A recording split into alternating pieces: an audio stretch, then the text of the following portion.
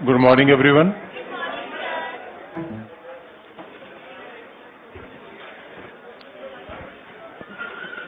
Last में हमने आपको जम्मू कश्मीर बताया था कि जम्मू कश्मीर के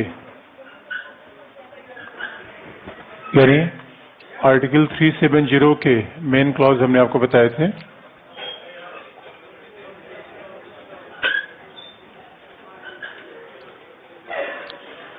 जम्मू कश्मीर के संविधान के जम्मू कश्मीर के बारे में जो आर्टिकल 370 क्लॉज हमने बताया था उसमें मेनली 3 चीजें शामिल हैं।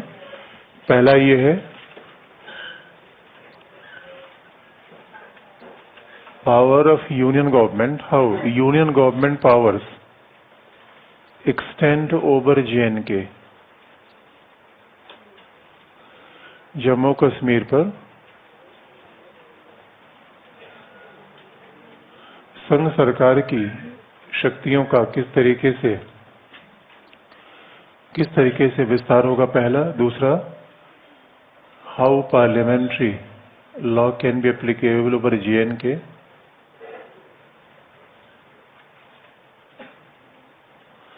संसद के द्वारा बनाई गई विधि का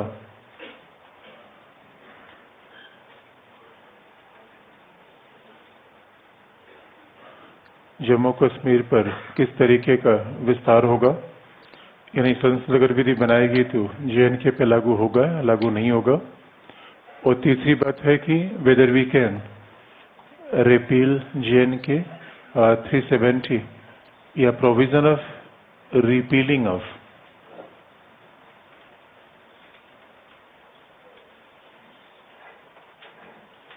मतलब रिमूवल ऑफ दैट आर्टिकल कि 370 को समाप्त कैसे किया जाएगा, यही बात है। There are 3 dimension of article 370। तो अनुच्छेद 370 के ये 3 डायमेंशन दिए गए हैं। अब हम अगर एक एक को देखने से हमने इसमें कोई आपको एक बताया था क्या पहले? तो संघ सरकार की शक्तियों का विस्तार जम्मू और कश्मीर पर किस प्रकार से होगा। अगर हम पहले इसको को देखें कि संघ सरकार अपनी शक्तियों को जम्मू कश्मीर पर विस्तार कैसे करेगी, तो उसके लिए लिखा गया है कि प्रेसिडेंशियल प्रोक्लेमेशन इम्पोर्टेंट।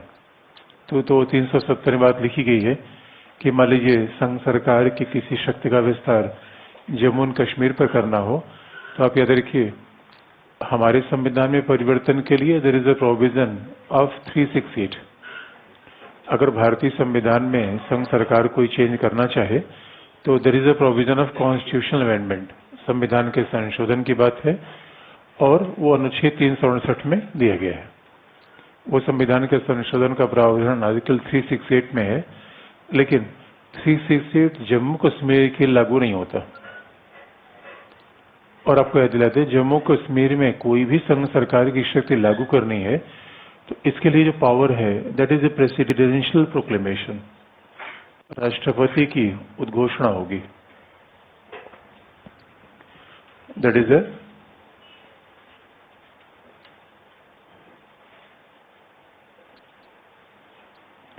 ये राष्ट्रपति की उद्घोषणा से जम्मू कश्मीर पे कोई भी जम्मू कश्मीर शासन के कोई भी विषय जम्मू कश्मीर पे लागू किए जा सकते हैं, लेकिन बस शर्त यह है कि जम्मू कश्मीर की सरकार की सहमति से। जम्मू कश्मीर की सरकार की सहमत हो तो राष्ट्रपति को उद्घोषणा हो जाए और वो कोई भी प्रावधान जम्मू कश्मीर पे लागू हो सकता है।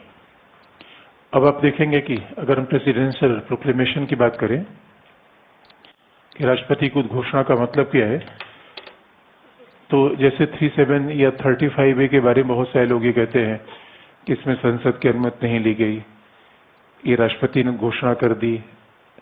जम्मू कश्मीर के बारे में संसद की परमिशन के बजाय कोई भी यूनियन गवर्नमेंट का पावर एक्सटेंड होगा तो that is a presidential proclamation. इससे कल की बात को जोड़ के देखिए कि इनिशियली संघ सरकार का जम्मू कश्मीर के कितने विषयों पर नियंत्रण था, 3। लेकिन इसी प्रेसिडेंशियल प्रोक्लेमेशन से संघ सरकार का जम्मू कश्मीर पे नियंत्रण लगातार बढ़ता चला गया।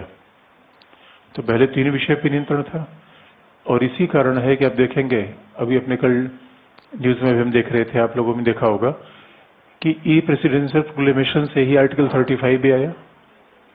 और आप कहेंगे जो प्रेसिडेंट प्रोक्लेम में ऐसी राष्ट्रपति घोषणा करता है, और पहली बार राष्ट्रपति ने जो ऐसी घोषणा की थी दैट वाज इन 1954। 1954 के बाद से राष्ट्रपति की कई प्रोक्लेमेशन आई, उसमें 35A पहला प्रोक्लेमेशन है। उसके बाद तो आप देखेंगे लगातार इस बात को आगे बढ़ाया गया। तो उसी प्रावधान से पहले अब यानी जम्मू कश्मीर के संविधान को अगर आप देखना हो तो जम्मू कश्मीर का संविधान आप देखेंगे, उसके साथ रखेंगे प्रेसिडेंशियल प्रोक्लेमेशन, तब आपको कश्मीर की पूरी स्थिति समझ में आएगी। और ये प्रेसिडेंशियल प्रोक्लेमेशन हमारे संविधान की मिससेलेनियस पार्ट में जोड़ा गया है।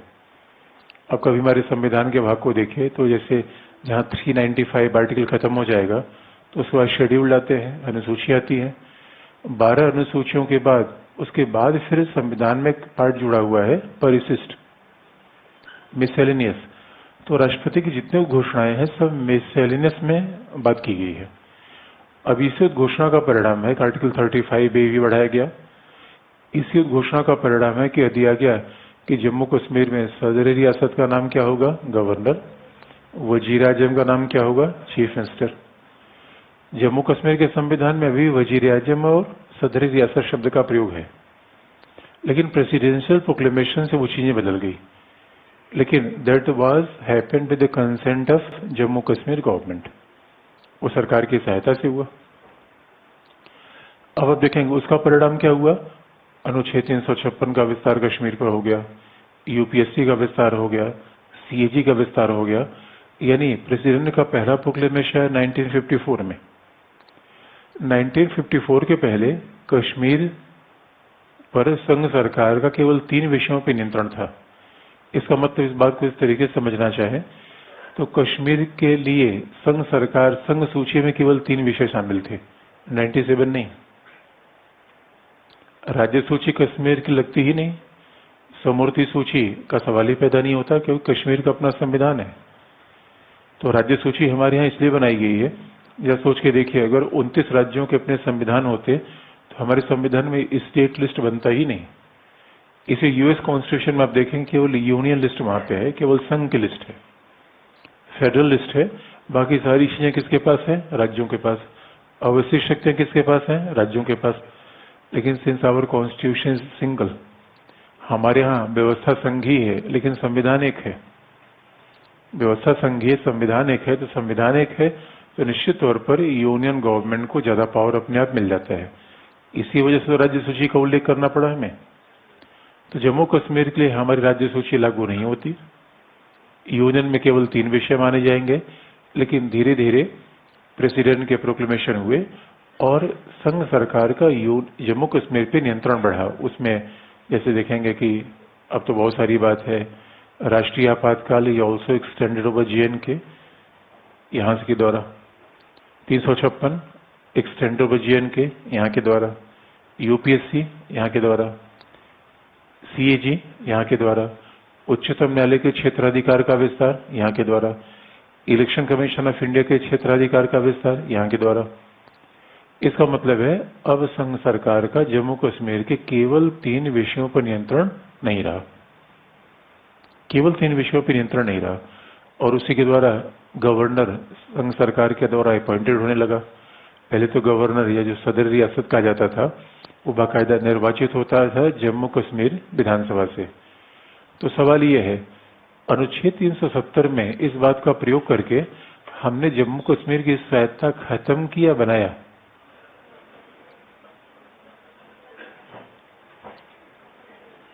वे 3 विषय संघ, पहले जम्मू कश्मीर कितने विषयों पे संघ सरकार का नियंत्रण था, 3 विषय पे। और आज तो बहुत सारे विषय आ गए, आज तो बहुत सारे विषय आ गए। तो स्वाभाविक रूप में हमने जम्मू कश्मीर की स्वायत्तता को समाप्त किया, क्योंकि हम जब फेडरलिज्म की बात करते हैं तो ऑटोनॉमी की बात बार बार करेंगे पहला। और ये भी अपने आप इंटरेस्टिंग है कि ऑटोनॉमी इज वेग सब्जेक्ट इंडियन कॉन्स्टिट्यूशन। जब हम संघीय व्यवस्था में ऑटोनॉमी शब्द का प्रयोग करते हैं तो अपने आप में अलग अलग संदर्भ में अलग अलग व्यक्त बताता है। दिल्ली के लिए ऑटोनॉमी क्या है, फुल स्टेट का रिकग्निशन हो जाना। अब ऑटोनॉमी का मतलब है नॉर्थ ईस्ट के लिए ऑटोनॉमी के मायने अलग है, JNK के लिए अलग है, बाकी राज्यों के लिए अलग है। यानी पश्चिम बंगाल के लिए ऑटोनॉमी का मतलब क्या है? उसे ज्यादा से ज्यादा फाइनेंशियल रिसोर्सेज मिल जाना। बाकी राज्यों के लिए ऑटोनॉमी का मतलब क्या है? 356 गवर्नर का मिसयूज न होना। जम्मू कश्मीर के लिए ऑटोनॉमी का मतलब अलग है। तो सवाल है, अगर ये मामला है कि जम्मू कश्मीर की ऑटोनॉमी, तो बात यहीं पे एक फैक्ट से हम विश्लेषण के मुद्दे पर आ जाएंगे। It is a breach of autonomy of Jammu and Kashmir और नॉट। ये हमने स्वायत्ता का उल्लंघन, भाई 3 विषय से हमने शक्तियां बढ़ा दी, तो स्वायत्ता का अवहेलना की या नहीं की, पहला। और दूसरा, ऐसा तो नहीं है कि 370 में हमने ये काम ठीक किया, क्योंकि अगर जम्मू कश्मीर का 3 विषयों पर नियंत्रण था तो निश्चित तौर पर अगर संघ सरकार का 3 विषयों पर नियंत्रण है तो बाकी अलगाववादियों ने क्या कहा? भाई 3 भी विषय पर नियंत्रण हमें स्वीकार नहीं है।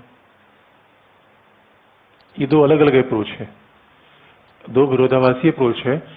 और अब उसमें तीसरा अप्रोच तो यह आ जाता है कि 370 ही समस्या की जड़ है। न रहेगी बांस न बाजेगी बांसुरी। इसी को हटा दीजिए।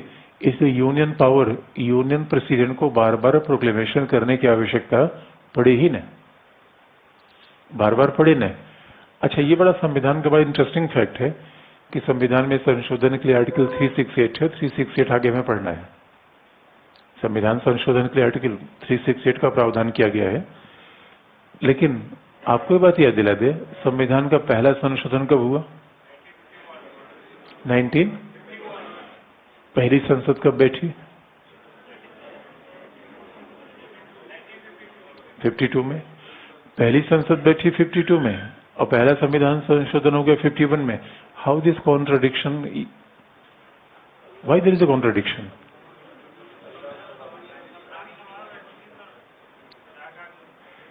ये बड़ा इंटरेस्टिंग पार्ट है कि हमारे संविधान में आर्टिकल 392 में भी राष्ट्रपति को पावर है कि जब तक संविधान हमारा न बन जाए, जब तक हमारा संविधान ट्रांजिशनल फेज में है, राष्ट्रपति अपनी घोषणा भी से भी संविधान का संशोधन कर सकता है। अब हमारा संविधान लागू हो गया, संसद आ गई, तो ये राष्ट्रपति का पावर हमारे लिए तो नहीं रहा। कश्मीर के लिए आज भी 370 में राष्ट्रपति का वो पावर है। तो अब सवाल है कि डिबेट यहीं पे है कि हमने कश्मीर की ऑटोनॉमी का उल्लंघन किया या बनाया?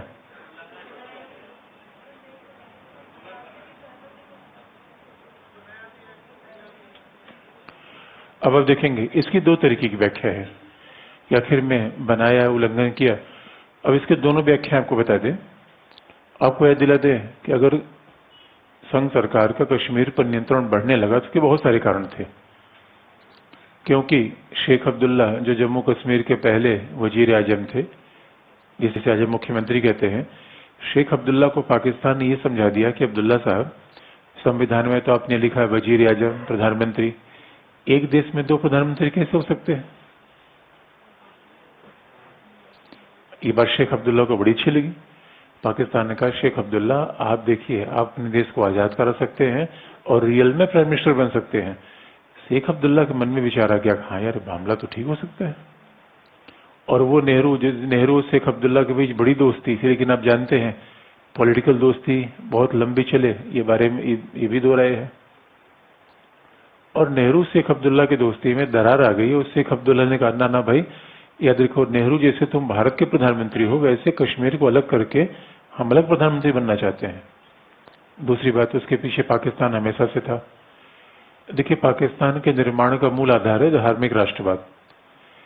तो पाकिस्तान हमेशा से क्लेम करता रहा है कश्मीर इसलिए उसका है कि निश्चित तौर पर, इधर कुछ पार्ट हम इसका आईआर में आपको बताएंगे कि each and every part we can't discuss here, क्योंकि कश्मीर का एक पार्ट आईआर से भी जुड़ा हुआ है, वो हम आईआर में आपको बता देंगे। तो पाकिस्तान ने हमेशा कश्मीर पर दावा किया धार्मिक कट्टरवाद को आगे बढ़ाने के लिए, कश्मीर हमारा है, कश्मीर हमारा है। और पाकिस्तान के पास एक ही मुद्दा होता है, वह धर्म के आधार पर अपनी बात को आगे बढ़ाना।